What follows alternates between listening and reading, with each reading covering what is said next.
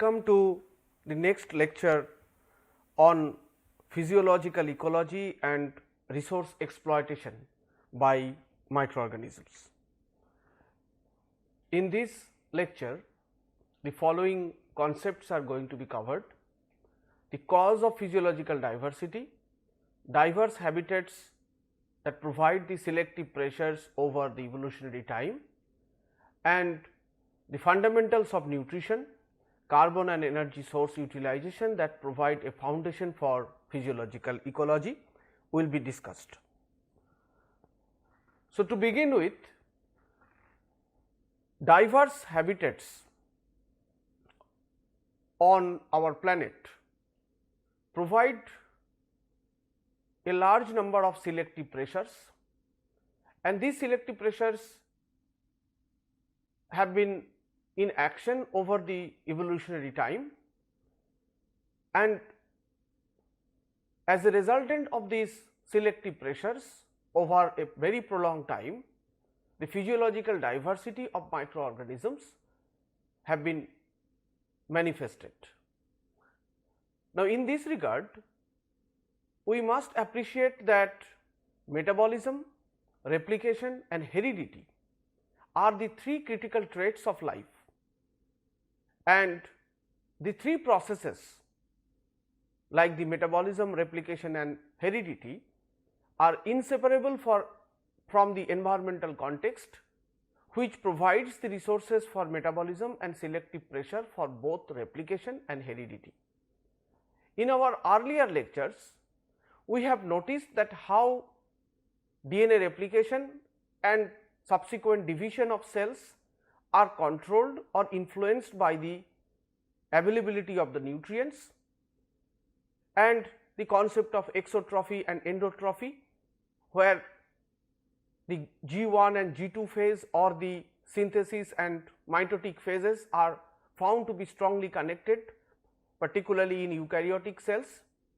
With respect to prokaryotic organisms like the bacteria and archaea, although we do not have such discrete types of events in the cell cycles, but we have learned that there are systematic events which facilitate the division of the cells, and this division of the cells, that is the cell multiplication and cell growth and proliferation, are intricately connected to the cell metabolism, and the cell metabolism and the cell proliferation and cell growth, these phenomena are again closely related to the environment.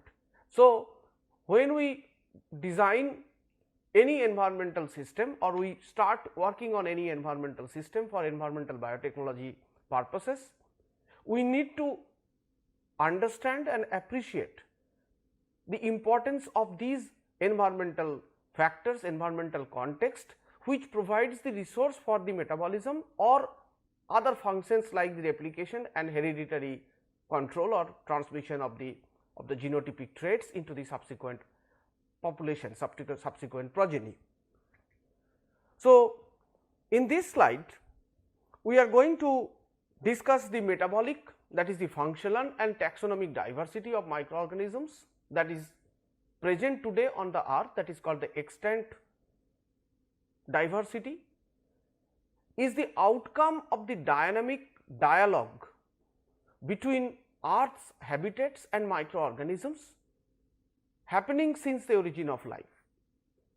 Since we know that the origin of life on our planet took place sometimes around close to 4 into 10 to the power 9 years ago, and since then the earth habitats, both the above ground and below ground, on the surface of the soil and surface of the sea or the other water aquatic habitats to the deep oceanic subsurface, etc., the earth habitats are continuously in interaction with the microorganisms in order to shape the microbial metabolic properties, their genetic mechanisms and other properties, and at the same time, as we have learned earlier, the microbial properties are also continuously affecting the earth habitats wherein these microorganisms are living.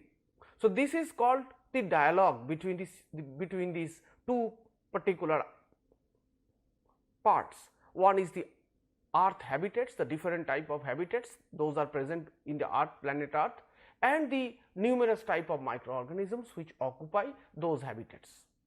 Now, these dialogues, so it is a kind of a multiple levels of interactions which are considered as the dialogue, and this is referred as dialogue of selective pressure, because these kind of interactions, as we will see, will result into different kind of forces, and these forces are going to shape the microbial function, microbial activity, their ability to reproduce, proliferate and act within the environmental context. So, wherever it is a bioremediation of a polluted soil or bioremediation of a contaminated river or a lake or sequestration of carbon or any other environmental biotechnology process, we must understand how the organisms working there for our benefit are subjected to the selective pressure, and the local and the regional selective pressures for our purposes may be, and how they are going to work on the functions of these organisms. Now, going back to the original point of discussion, that these interactions or these dialogue between the microbes and the earth habitats are in place for a very long period of time, like 3.8 billion years or so. And because of these continuous interaction, both planetary system, the planetary habitats which we observe where microbial cells or other life forms are living, and the microorganisms themselves, they are evolving, both of them are evolving and resulting into different types of organisms, particularly if we try to keep our focus on the prokaryotes and the eukaryotes, then the bacteria, archaea and the eukarya. So, diverse kind of these bacteria, archaea and eukarya are eventually evolved, and it is not only that diverse taxonomic types of these organisms, like more than 120 or so, or even more than that, different bacterial phyla or numerous type of eukaryotic phyla etc. have been evolved, but also what is important is the vast array of physiological diversity. Within each bacterial group, within each bacterial taxa or genus, we may find that there are huge amount of physiological diversity within a particular taxa or a taxon like Pseudomonas or Rhizobium or Clostridium like genera. We can find out within a particular genus, each of the members, each of the strains, they might have extensive diversity of different physiological properties. Now, there is another very interesting point about this interaction or the dialogue.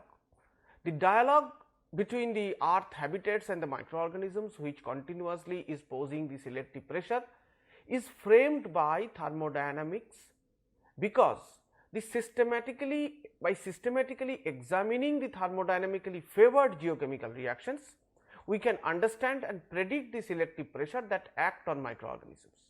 So, some of the processes, chemical or biogeochemical processes, may be thermodynamically more favorable than others, and they might have a different impact on the cellular processes or the metabolism. So, there is a mechanistic series of linkage between our planet's habitat diversity and what is recorded in the genome of microorganisms found in the world today. Now, since the discovery of the whole genome sequencing technique and approach, we have been sequencing the entire bacterial genomes. Huge number of bacterial and other archaeal genomes are sequenced. So, as we try to look into the genome sequences of the numerous organisms, we find that there is a linkage between the habitat diversity and what is recorded or what is imprinted on the genome, that is basically the allocations of genes to different functional categories. Now, here the diversity in habitats is synonymous with diversity in selective pressure and resources.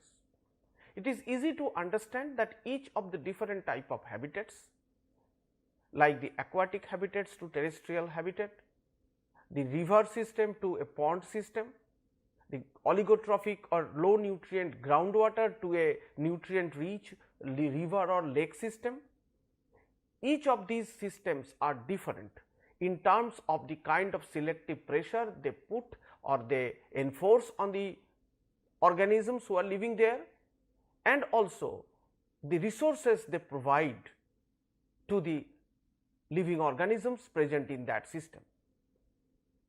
When operated upon by forces of evolution, the result is molecular, metabolic and physiological diversity found in the extant microorganisms. Now, this availability of resources and the selective pressures which are prevalent in each of the different types of habitats that we encounter in our planet and where living cells are there or microorganisms particularly are surviving. So, these selective pressure and resource availability, type of the resources and the net quantity of the resources. So, they act like a force of evolution, and with a prolonged period of time that result into the different kind of physiological which are basically encoded by the appropriate genetic and metabolic properties within these extant microorganisms. Now, fundamentals of nutrition, carbon and energy sources utilization will provide a foundation for physiological ecology.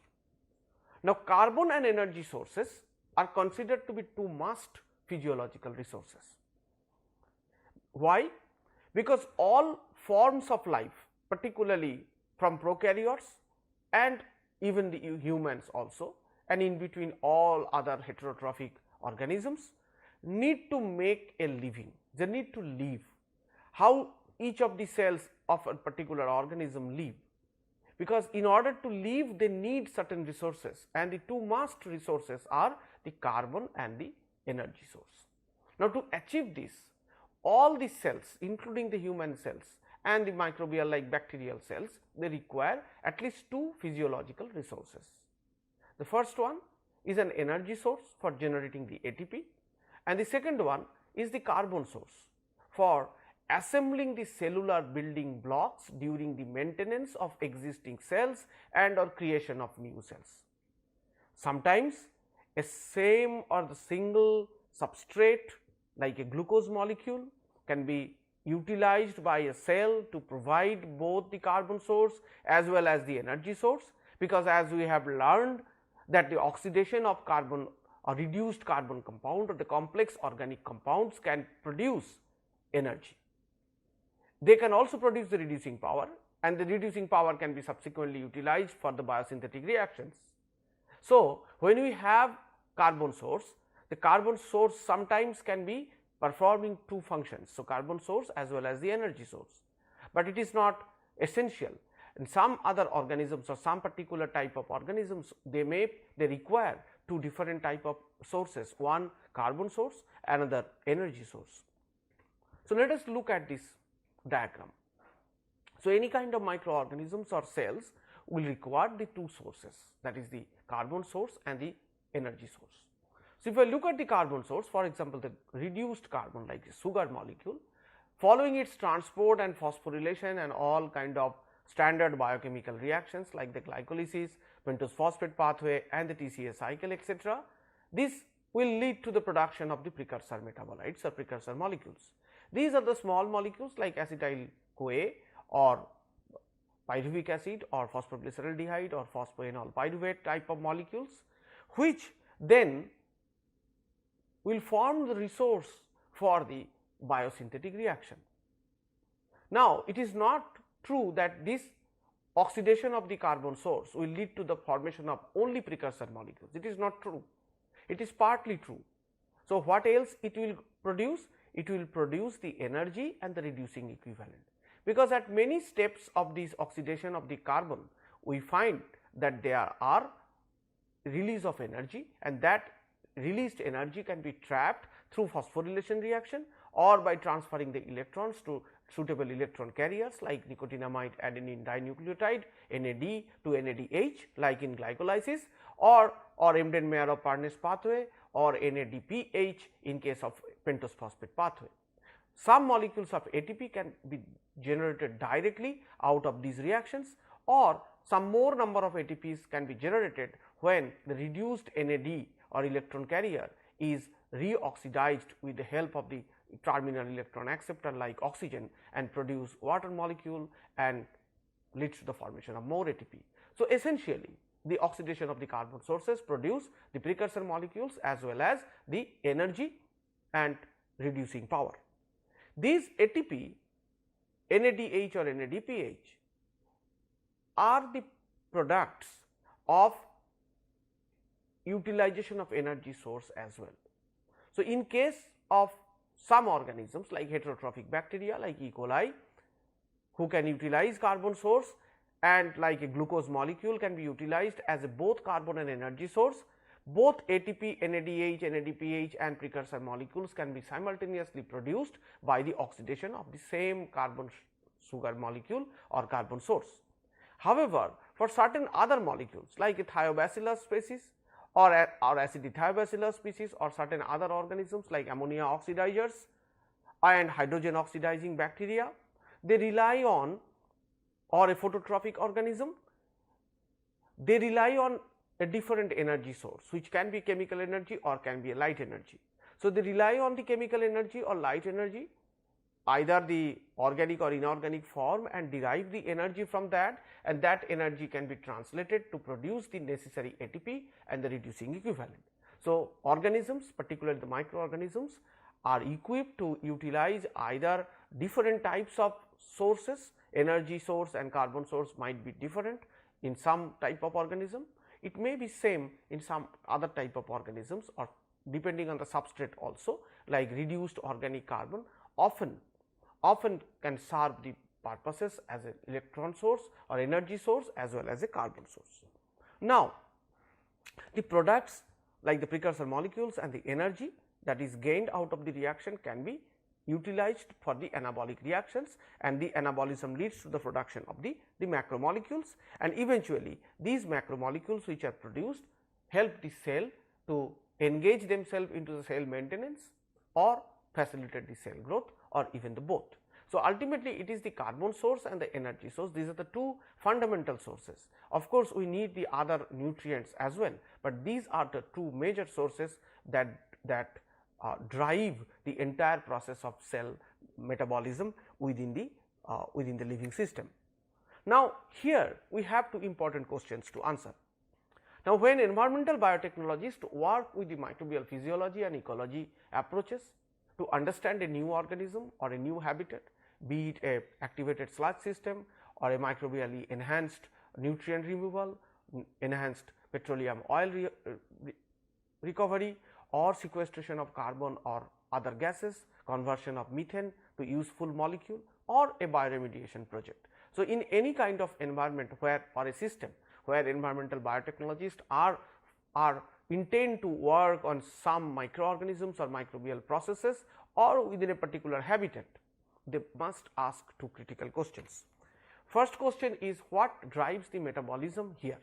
If it is, let us assume a carbon sequestration or geosequestration of carbon dioxide, there have been a global interest in geological sequestration of carbon dioxide to mitigate the climate change challenges. Now, when we look into the earth habitats or earth geological settings, so there have been reports that, or observation that some of the geological strata are more suitable for the sequestration of gaseous carbon dioxide.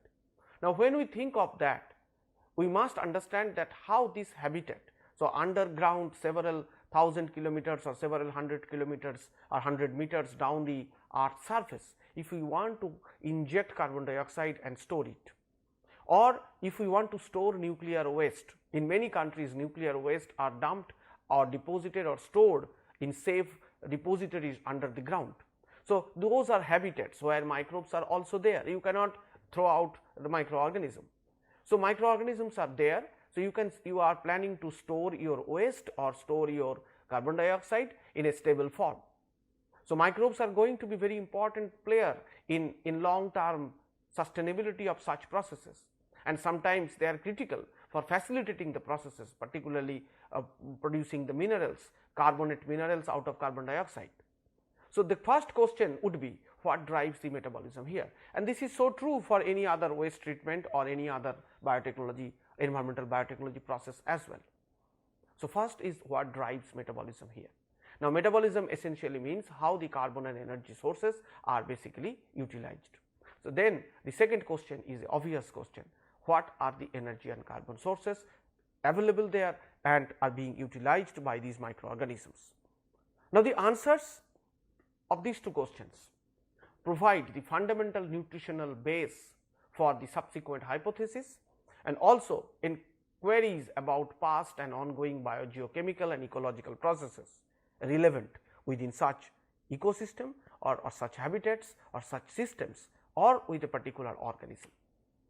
Now, this table that I am showing here provides a useful framework for classifying the nutritional needs of individual microorganisms and ecosystems alike. Now, the matrix here shows the energy sources on the top. So, we have the energy sources over here. So, basically we have put 3 different types of energy sources and the carbon sources over here on the left side. So, we have 2 different type of carbon sources. Now, if we look carefully within the energy sources, as I have mentioned earlier, chemical energy and the light energy, these two are main energy resources. So far we know that the microorganisms or the cellular life forms, they are capable of utilizing. Now, the chemical energy can also be derived from 2 different ways. One is from the organic compounds breaking the CC carbon bonds, carbon bonds, or it is the inorganic like hydrogen, sulfur, nitrogen compounds which can be oxidized to produce the energy out of it. And we have the light energy which basically drives the photosynthetic reactions. On the other hand, the carbon sources could be fixed carbon or the reduced organic carbon, for example, the glucose, but it could be other molecules, other polymers, starch, etc., the cellulose, etc., or it could be the overall dead biomass, for example, or it could be the petroleum derived compound like alkanes and aromatic compounds which are abundant in natural system, maybe in the low concentration, but for microbial activities they are enough. Gaseous forms of carbon dioxide and of course carbon monoxide as well also drive the or are found to be responsible for driving microbial metabolism. Now, based on this utilization pattern, we can surely identify simply 2 groups which are very prominent. One is the photosynthetic autotrophs. So, everybody possibly understand that with utilizing this light and utilizing the gaseous carbon dioxide present in the atmosphere. So, these are the organisms, the green algae for example, or the higher plants, they are capable of photosynthesizing and producing the complex organic matter for themselves and also for all the other organisms, heterotrophs who depend on them. On the other hand, the chemosynthetic organotroph, for example, the human or the fungi or many other in between organisms who are all heterotrophic, even many bacteria are also there. So, they all depend on the food which is produced by the autotroph, not only photosynthetic autotroph, but other type of autotroph as well. So, the chemosynthetic organotroph and the photosynthetic autotroph are considered to be the primary or major groups, nutritional groups rather.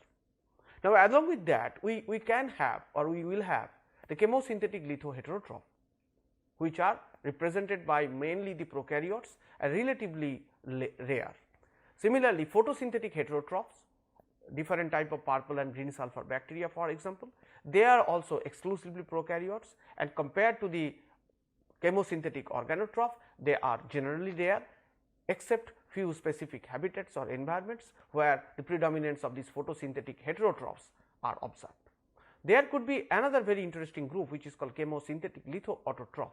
So, these are lithoautotrophs. So, they derive the energy, chemical energy from the oxidation of inorganic substances like hydrogen, sulfur, ammonia, nitrite, etc., and they fix atmospheric carbon. So, they are very interesting group. So, they are not photosynthetically fixing carbon, they are fixing carbon, but the energy is derived from oxidation of inorganic molecules like hydrogen, etc. So, essentially we have the 5 major nutritional types of organisms of environmental relevance. These are the chemosynthetic organotroph, these are chemosynthetic lithoheterotroph, photosynthetic heterotroph, chemosynthetic lithoautotroph and photosynthetic autotroph.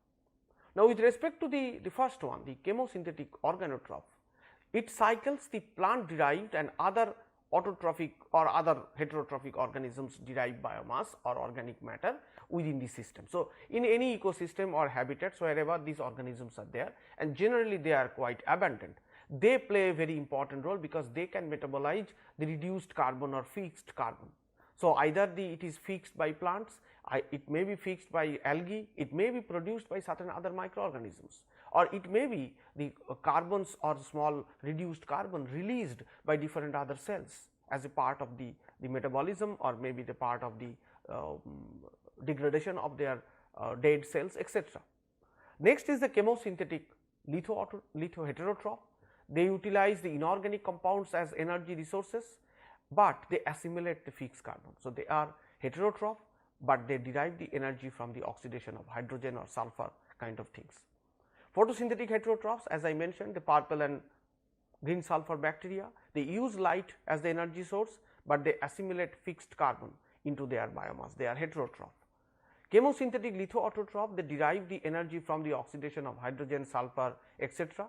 So, inorganic compounds are oxidized for the energy, but they assimilate carbon dioxide into their biomass. And finally, the very well known photosynthetic autotroph, which derive the energy from the light and carbon from the gaseous carbon sources. Now, we may have these 5 well defined nutritional types, but the boundaries between the 5 lifestyles categories in the table that we just discussed may be sometimes be blurred because some microorganisms are genetically and physiologically more versatile. They are truly very versatile. Versatile in the sense they can perform autotrophy as well as heterotrophy. They may oxidize hydrogen, but at the same time if required they can oxidize glucose or alkane molecule also. So, that means adopting a heterotrophic lifestyle when fixed organic carbon is available, then resorting to carbon dioxide fixation in absence of organic carbon. So, whatever suits them they switch to that. So, they are more versatile in a physiological or metabolic sense. It is interesting to note that these type of organisms which are physiologically or genetically also they are versatile, and this versatility is said to be genetic as well, because it is not a physiological manifestation only, it is very well encoded by the respective genes. So, if we look at their genomes, we find that yes, the genes are there for the relevant function. So, if a single bacterium can fix carbon dioxide, atmospheric carbon dioxide, that is working as an autotroph, but at the same time it can utilize the fixed organic carbon and perform the heterotrophic mode of nutrition. Now, the general trends in the proportions of genes represented in genomes in the 4 major prokaryotic lifestyles are presented over here. So, this is basically a apportionment of the metabolic genes. So, we try to allocate the different type of relative proportion of the metabolic genes as percentage of the total genome among representative of 4 major nutritional categories in prokaryotes. So, we have considered CO, that stands for the chemosynthetic organoheterotrophs, photosynthetic heterotrophs, chemosynthetic lithoautotrophs and the photosynthetic autotrophs. So, for each of these type of categories we have taken 3 very well known bacterial species and their genome sequences are studied, and within their genomes we have tried to understand how many genes or how many cogs we basically refers to this, a cluster of orthologous groups responsible for amino acid metabolism, responsible for carbohydrate metabolism, carbohydrate transport, energy related phenomena, energy metabolism, and inorganic ion transport and its metabolism are categorized. So, for these purposes we have retrieved the information and then we try to look into this. So, as we try to look into this, we find some very interesting things. So, we have 4 different type of organisms. So, say CO is the chemosynthetic organoheterotrophs. So, as we compare this data, we find that the transport and metabolism of both amino acid and carbohydrates have been emphasized more during the evolution of chemosynthetic organoheterotrophs. So, for example, if you look into this chemosynthetic organoheterotroph, you can find out for amino acid and for this carbohydrate transport and carbohydrate metabolism, more number of genes are allocated, to say simply. So, more number of genes are allocated, that means they are genetically more equipped to transport, to metabolize, to utilize different type of amino acids as well as different type of carbon substrates. Whereas, for photosynthetic heterotrophs, you can very well see the relatively large portion of the genome has been delegated to energy production and conversion. So, relatively higher. On the contrary, if we look into the photosynthetic autotroph genomes, need for inorganic ion transport and metabolism are de-emphasized in photosynthetic autotrophs. So, relatively proportionately less number of genes are allocated to inorganic ion transport and metabolism, because they are photosynthetic, they can manage produce their food by themselves, maybe because of that.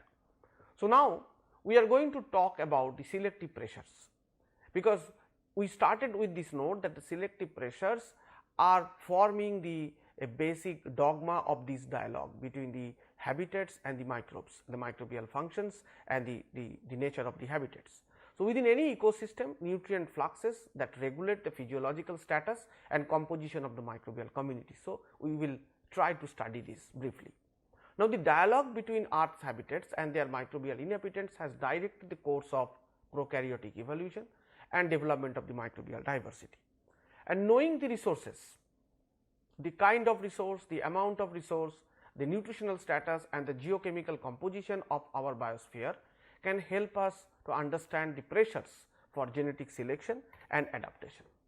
Now, in this regard, a few fundamental questions have been posed that include: what was it like to be an early microorganism in Earth's primordial seas where the life has originated possibly?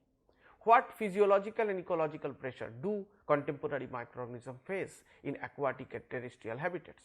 What are their carbon and energy sources? How important is nutrient uptake, starvation, competition, predation, parasitism, etc.? And to what degrees do issues such as the stress, different kind of stresses, they influence the physiology of the organism? Now, one unifying answer to this question could be based on the Darwinian evolutionary theory that the prime directive for prokaryotic life is survival, cell maintenance, ATP generation and growth. So, they would try their best to survive, to perform the metabolic functions towards cell maintenance and energy generation, and then eventually they will grow. Now, the answer applies to ancient and modern microorganisms under all environmental conditions, and without growth, replication of genes cannot occur and evolution is thwarted. So, it is important that the microorganism will try to grow continuously. But what is the nature of microbial growth in real world habitats such as water, sediment, soils, in contaminated or other non contaminated or in pristine environment under the ground, where we plan or propose to put our carbon dioxide or put our waste? Is it rapid or slow, constant or sporadic?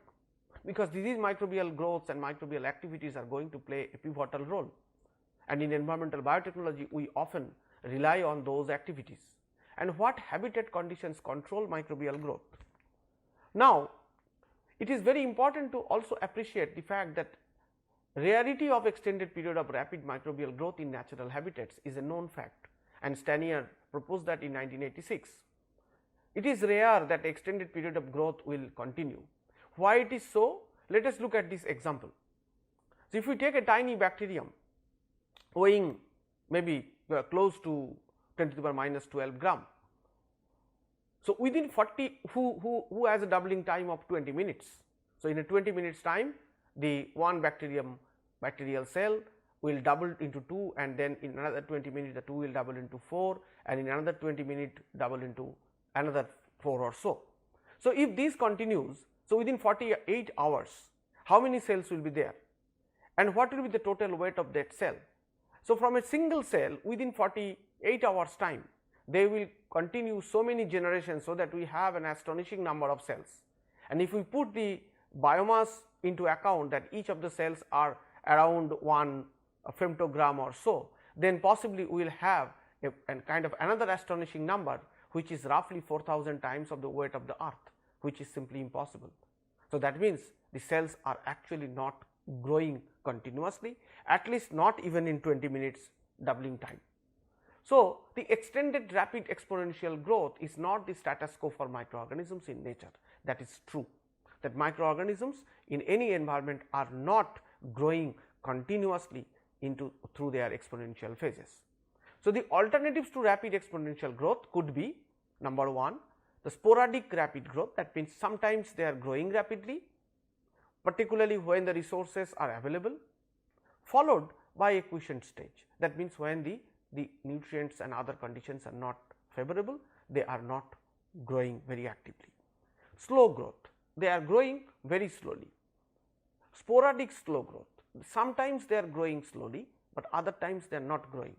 And dormancy, they are in a dormant stage, that means they are maintaining their viability, but they are not growing at all. So, in that case our growth curves or growth pattern would be something like this, that instead of a kind of exponential growth curve continuing to an impossible number of cells, they might be actually growing like intermittent or the sporadic rapid growth followed by some kind of rest, or very slow growth, or sporadic slow growth, or a dormancy where the cells are not growing or very rarely growing within a particular environment. Now, our next and the last point for this lecture would be the key types of physiological and ecological pressures that confront microorganisms within the nature. So, if we, for example, if we take the planktonic cells, the cells which are not attached within the environment, like a kind of a water system, let it be a contaminated lake or a pristine lake or a river or water body or even a groundwater, any kind of ecosystem we can take where the cells are in a planktonic stage, and the resources like the metabolic resources and nutrient resources are available to these cells, and the cells are capable to function and grow within this environment. Now, the forces of nature confronted by any cell and its fellow members of its populations are complex, because it is simply few cells or a huge number of cells, whatever it may be. Cells are there, cells are functioning because the nutrients are there, like carbon and energy sources are there, the cells are happy. So, if we predict some function by the cells, be it carbon sequestration, carbon fixation, methane oxidation, production of methane from carbon dioxide, we must assume that this is not going to be static, this is going to be dynamic. It is not true that these cells will experience same kind of nutrient flow over a long period of time. No, it is not going to happen. So, there could be forces which will be confronted by these cells. What are the forces? The forces could be the physical, biological or chemical changes in their habitats, which will be varying in space and in time. This is very important to understand, because any kind of environmental biotechnology process, whenever it is designed to be adopted in a real environment, be it bioremediation or be it resource recovery or any other kind of aspects, we must appreciate that they will function in a kind of a dynamic environment. Actually, it is dynamic. Apparently, it may be the same geographical location where we are going to adopt it, but actually the system is going to be very, very dynamic with respect to the time and a micro scale in space as well. So, what are the main fluctuations going on there? So, one part could be the physical fluctuations, biological and chemical. So, if we keep our discussion mainly on the physical or the chemical properties, which are the nutrient resources, for example. So, they may have high resources sometimes, which are exemplified by the eutrophic condition, like 5 milligram organic carbon per liter per day, but they could be oligotrophic also, like low resources. So, same lake, same river or a same soil system might be experiencing high resources at some point of time, whereas they might be experiencing low resources at some point of time. So, organisms surviving in that environment needs to be acting on this dynamic state of resource availability and also the nature of the resources. So, with respect to this change in resource conditions, resource availability and resource quality, the responses will be very clear, because the responses to the changing resource status will lead to Number 1, the ecological success. Some organism will happily switch to the new ecological or new nutritional status. Let us assume that one river was experiencing more of like inorganic resources, inorganic electron donors. Suddenly the release of some organic pollutants or organic materials have been achieved or have been occurring there. So, some organisms will be very happy to utilize the organic substances. They may be heterotrophs and they are capable of switching to heterotrophic mode. So, they will be ecologically more successful. So, one of the status is ecological success. The other ecological status will be the ecological failure. Some organisms will succumb to the altered condition and they will finally possibly die. But there could be another state which is second state mentioned here, is the survival and maintenance of sporadic slow growth. So, these are the some organisms which are very clever organisms, or they are rather having some ability that they will wait for the time, that they will just, it is said that they will wait and see, they will wait within these dynamic or altered conditions, and they will expect that sometimes the condition will be reversed or condition will be changed to another one, and possibly then they will start growing. So, within this ecological success, we will see that this success is going to be manifest as growth and increased population size. So, those particular type of cells will grow more and they will represent the population in a large quantity, and this will occur when energy and carbon sources are exploited adequately, other nutrients which are available, nitrogen, phosphorus, sulfur, etc., are taken up, and potentially adverse physiological and ecological obstacles like the adverse conditions are minimum or they could be overcome very easily. On the other hand, the ecological failures could be manifested by population decline. So, we will see a particular population which might be playing a very important role otherwise in our environmental biotechnology process is now declining because the cells are dying and they are getting eliminated from the habitat, because with respect to this changed resource condition they are unable to adopt. And these occur when there are detrimental environmental effect, physiological and or ecological factors, change in the composition of the water. For example, somebody was growing algae for carbon sequestration and synthesis of some lipids or certain biomass for other biotechnology or bioenergy processes. The composition of the water may not be very static. So, as soon as there is a change in the composition of the wastewater, somebody might be using an industrial effluent for this. Now, due to flood or due to other reasons, the composition of the water might be altered, maybe some industrial effluents are mixed with that. So, when the water composition is changed, they may find that it is a detrimental environment, and that will interfere the population's survival and growth.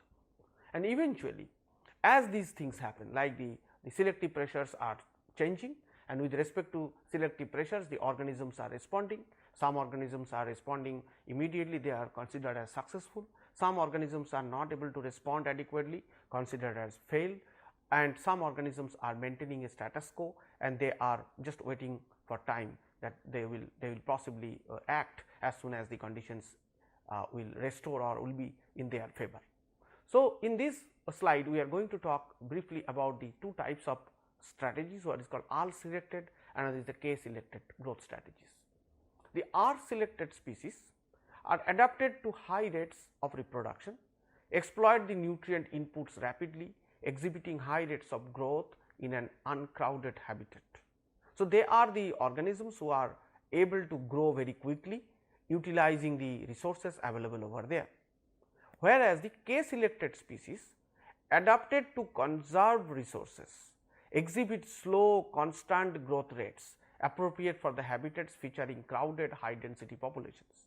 So, in an environment you may find out some species are growing very rapidly and then they are decreasing, whereas some species are maintaining almost a uniform, slow but uniform growth, or their abundance of those species are relatively maintained and uniformity.